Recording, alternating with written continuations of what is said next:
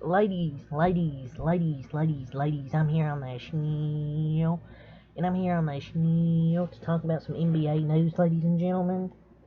So let's get into it. First thing we're going to talk about is Miles Bridges.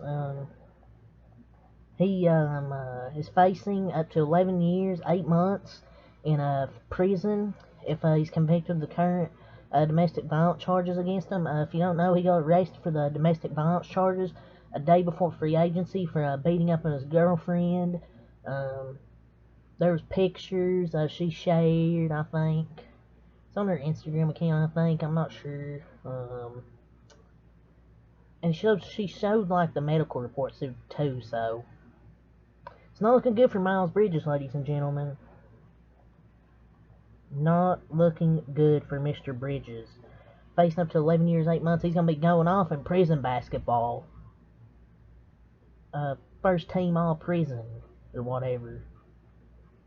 He's going to be going off in prison with Montrezl Harrell, because I think he is there as well due to some other charges. I think it's like drug charges or something. So, yeah. So that's all we have to say here about Mr. Bridges. Next thing I want to talk about here is Kendrick Perkins set up something which I thought was funny. He picks Anthony Davis to win the MVP this upcoming 2022-23 season. Is Kendrick Perkins high? Because how the hell are you gonna pick Anthony Davis when he can't stay healthy? Like, he's been injured these last few seasons. He got hurt multiple times last year. Like, how are you gonna pick Anthony fucking Davis to win the MVP this upcoming year when he can't fucking stay healthy? Fuck, my lord. But yeah, that's my thoughts on that. I just don't see Anthony Davis win the MVP. I'm sorry. Like, over like Giannis, Jokic, Steph Curry, Luka, healthy Kawhi Leonard even. I was about to say Paul George. I mean, healthy Kawhi Leonard. Hell, LeBron James. Ja Morant will be up there. Kevin Durant. Joel Embiid. I just don't see it. So, yeah, that's my thoughts on that. I just don't see Anthony Davis on MVP. I'm sorry, Kendrick Perkins. What a pendejo. We have a report. Russell Westbrook would push back when called out during the Lakers film sessions last season. I don't know if this is like new news. I thought this was like last season, but it's just now coming out that he didn't like being the center of attention during like the Laker film sessions. But he was just the worst player on the court. Like, you gotta maybe play good. Like, if you don't like being the center of attention like negatively during the film sessions, maybe play better. I mean, you just can't defend that. Like, stop being the worst player on the court. Like, you just need to play better. He's just taking no accountability in this. You will never improve if you don't acknowledge your mistakes. If you don't acknowledge your mistakes, you're not going to improve as a player. And if you got to take that, being called out, you got to take that as a player. Try and get better. And don't be the worst player on the floor for the Lakers. Because he was the worst player on the floor for him last season. Like, on offense. Like, he was awful. Turning the ball over, freaking breaking shots off the top of the backboard. Like, it got so bad one game during the next when he was out in the corner, the fans went, "No, don't shoot!" Like, you gotta take that criticism if you're a player like Russell Westbrook in the film sessions. If you don't want to be called out, how about you play better, Mr. Westbrook? You need to play better. So, yeah, he was the worst player in the court, shooting like over the rim. I mean, like, I just hope you no accountability. You just fix your errors, move on, just play better. But yeah, a league executive, he linked Malik Beasley to the Lakers. Or no, I think to the Nets. I don't know. I think it's to the Lakers. Never mind. Yeah, it's to the Lakers. But if you don't get Kyrie, you need shooting. If you do get Kyrie, you need shooting. I think Malik Beasley is the guy they should be looking at if they can get him from Utah. So, I mean, this wouldn't be a bad idea. If they don't, or if they do get Kyrie or don't need him, I agree. I think they still need shooting. Like, out there, I still think they possibly need shooting. But, I mean, just don't know. What would they trade? But what would they trade, though? If they could for Beasley? But, I mean, usually you get players that can hoop just because they're shooters. They shoot good other places. I mean, Danny Green shot like, what, 45% for 3? He went to the Lakers, he shot like, he went down 9%. You just need to get, like, players that can hoop.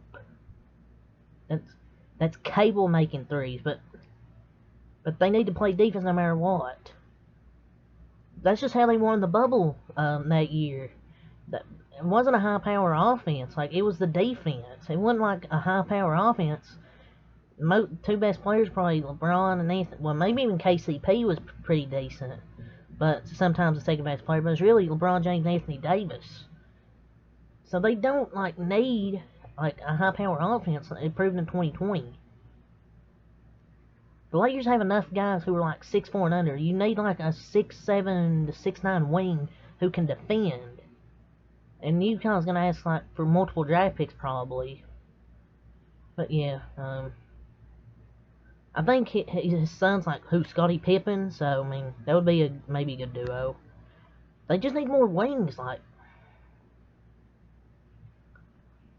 he's not really a great defender either.